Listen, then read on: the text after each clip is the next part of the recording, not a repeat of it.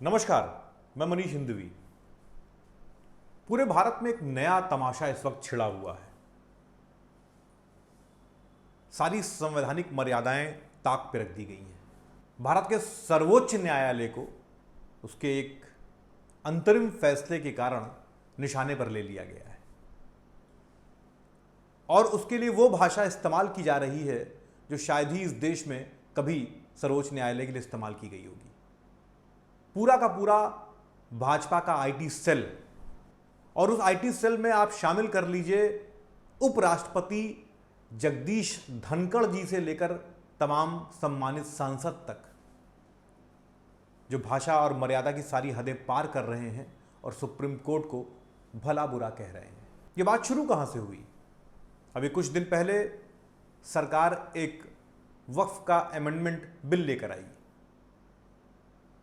वैसे तो संशोधन और सुधार होते रहते हैं, मगर इस बिल के साथ भाजपा सरकार की बदनीयती जुड़ी थी।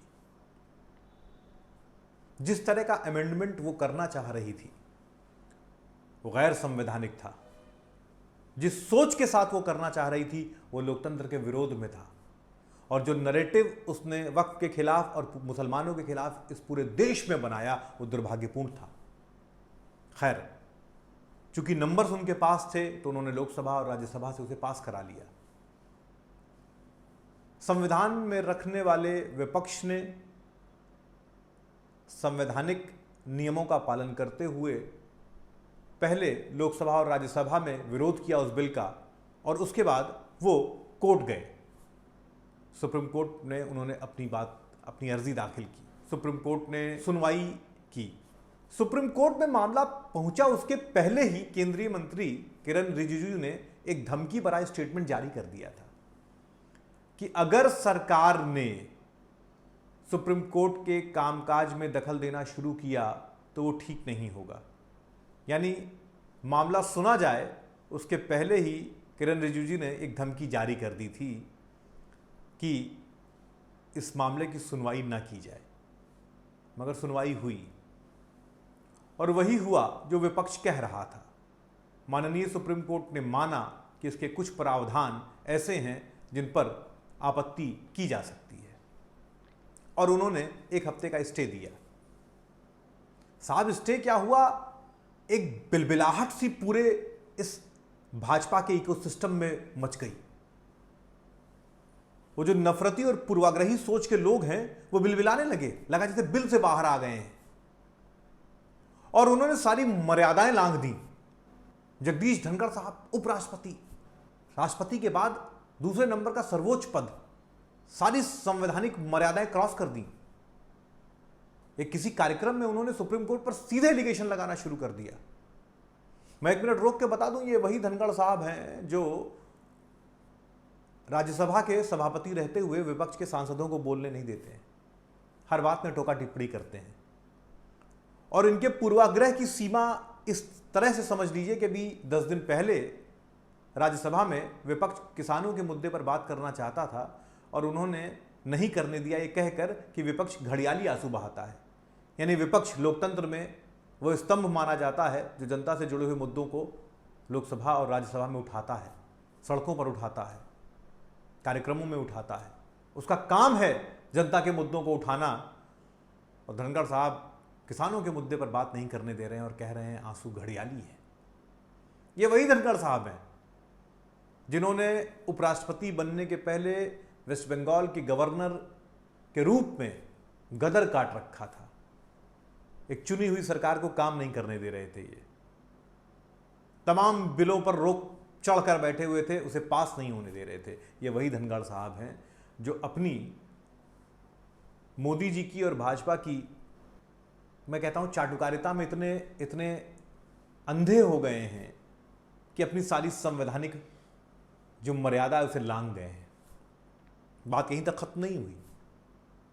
दिनेश शर्मा जी, जो किसी समय हमारे यहाँ उत्तर प्रदेश में उप मुख्यमंत्री हुआ करते थे, उन्होंने भी कमेंट कर दिया सुप्रीम कोर्ट पर। काफ़ी दिन खाली रहे हैं। 2022 में सरकार बनने के बाद इनको कुछ नहीं बनाया गया, उपराष्ट्रपति उप मुख्यमंत्री नहीं बनाया गया, बहुत परेशान थे बेचारे। फिर किसी तरीके से हाथ पैर जोड़कर राज्यसभा में ली। अब पूरी तरीके से आमादा है कि भाई जान लो कि हमसे बड़ा चाटुकार कोई नहीं है। अभी नया आवास 6 तुगलक लेन में मिला इन्हें, तो इन्होंने जो सरकारी पता है उसे ना लिखकर बोर्ड पर लिखवाया स्वामी विवेकानंद मार्ग। सरकार को धता पता दिया कि नहीं, हम तो वो करेंगे जिससे हमारा मैटर ऊपर क्लियर रहे, उसके लिए हमें कुछ भी करना पड़े, किसी भी सीमा तक जाना पड़े, सब करेंगे हम। इन सब लोगों के बाद कल अवतरित हुए निशिकांत दुबे जी, विवादित सांसद हैं। लगातार कुछ ना कुछ ऐसी अभद्र, अमर्यादित, असंवैधानिक भाषा वो इस्तेमाल किया ही करते हैं जिससे पता चल जाए कि वो निशिकांत दुबे हैं और उनका काम ही है न्यूसेंस वैल्यू का। उन्होंने तो इतना तक कह दिया कि माननीय chief justice of India Sanjeev Khanna साहब भारत में तमाम हो रहे गृह युद्ध के लिए जिम्मेदार हैं। और भी बहुत कुछ कहा उन्होंने, कोई मर्यादा छोड़ी नहीं उन्होंने, सब लांघ गए। अब इन निशिकांत दुबे साहब से कोई पूछे कि केंद्र में भाजपा की सरकार है, 20 राज्यों में भाजपा की सरकार है या उसके सहयोगियों की, उनके साथ मिलकर, तो अगर भारत में गृह युद्ध जैसे हालात हैं या गृह युद्ध कहीं कहीं हो रहा है तो उसके लिए जिम्मेदार कौन है? ये वही निशिकांत दुबे साहब हैं जो लगातार विवादों में रहते हैं। 2018 के एक कार्यक्रम में इनका एक वीडियो वायरल हुआ था जिसमें अपने एक समर्थक से पैर धुलवा रहे थे। बाद में उनके समर्थक ने उसमें से पानी भी पिया और फिर इन्होंने अपने पोस्ट में लिखा, खुद को भगवान श्री कृष्ण का अवतार बता दिया। ये वही निशिकांत दुबे साहब हैं जो 2009, 14 और 19 के अपने इलेक्शन के एफिडेविट में अपने आप को MBA बताते थे दिल्ली विश्वविद्यालय से, और दिल्ली विश्वविद्यालय ने बाकायदा लिख कर ये बता दिया कि ये झूठ बोल रहे हैं और ये कभी दिल्ली विश्वविद्यालय के छात्र नहीं हैं, मगर मतलब फर्जी डिग्री क्लेम कर रहे थे। खैर इनकी क्या गलती है, इनके साहब भी फर्जी डिग्री एंटायर पॉलिटिकल साइंस में किए बैठे हैं और उसको क्लेम करते हैं, तो क्या करिएगा, सब एक ही थाली के चट्टे बट्टे हैं।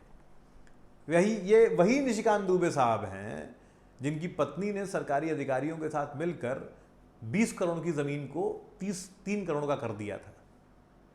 ये वही निशिकांत दुबे साहब हैं जिनको एयरपोर्ट पर सिक्योरिटी ब्रीच के कारण, प्रोटोकॉल तोड़ने के कारण FIR हुई थी इनके ऊपर। ये बहुत सारे नफरती बयान दिया करते हैं, देश का माहौल खराब किया करते हैं, विद्वेष फैलाया करते हैं। जानते हैं क्यों?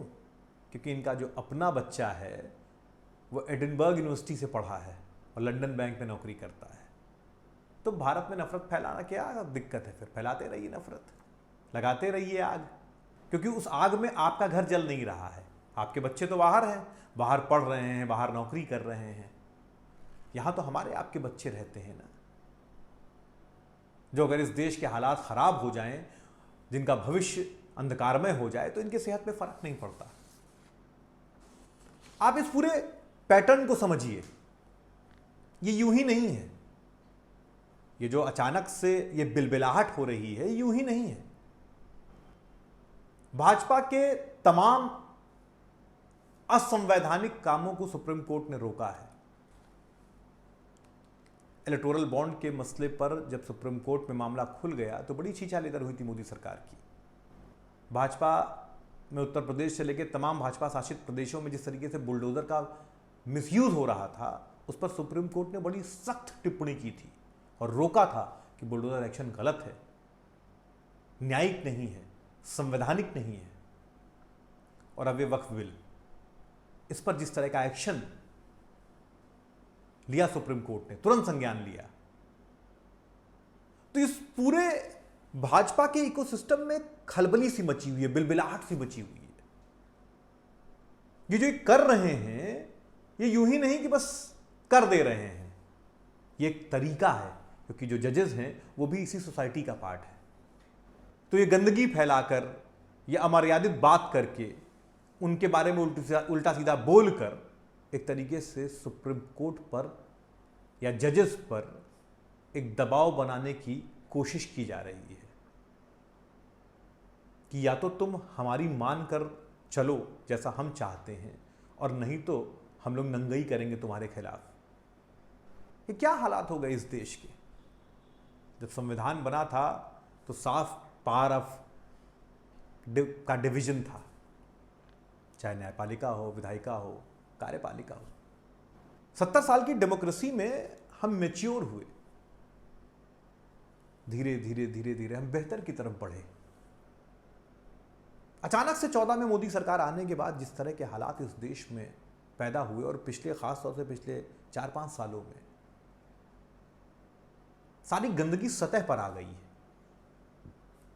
जो इनकी मूल सोच है तानाशाही की, वो इनके अब कार्यों में दिखने लगी है। देश के हालात भयावह हैं। हमें, आपको, हम सबको इस बात को समझना पड़ेगा कि इनका जो धार्मिक तुष्टीकरण का एजेंडा है, जिसकी आड़ में ये सारे खेल खेलते हैं, उन्हें हमें आंख खोलकर देखना होगा। हमें हिंदू मुसलमान का जो ये चश्मा पहनाए हुए हैं उससे बाहर आना होगा। हमें सच को पहचानना होगा। और आप सबको एक बात ये समझनी पड़ेगी कि तुम्हारे पांव के नीचे कोई ज़मीन नहीं है। अफसोस ये है कि तुम्हें फिर भी यकीन नहीं है। मैं इन बेपनाह अंधेरों को सुबह कैसे कह दूं, मैं इन अंधेरों का अंधा तमाशबीन नहीं हूं। तो आपको भी सच स्वीकार करना पड़ेगा, पहचानना पड़ेगा। इनके धार्मिक तुष्टीकरण का जो एजेंडा है उससे बाहर आना पड़ेगा, और जो ये गंदगी पूरे देश में फैला रहे हैं उसको समझना पड़ेगा। जो संवैधानिक मर्यादाएं तोड़ रहे हैं उसको भी समझना पड़ेगा, और सवाल उठाना पड़ेगा, इन्हें रोकना पड़ेगा। उससे पहले कि ये एक सीमा के बाहर ना निकल जाएं, इन्हें रोकना पड़ेगा। जय हिंद, जय भारत।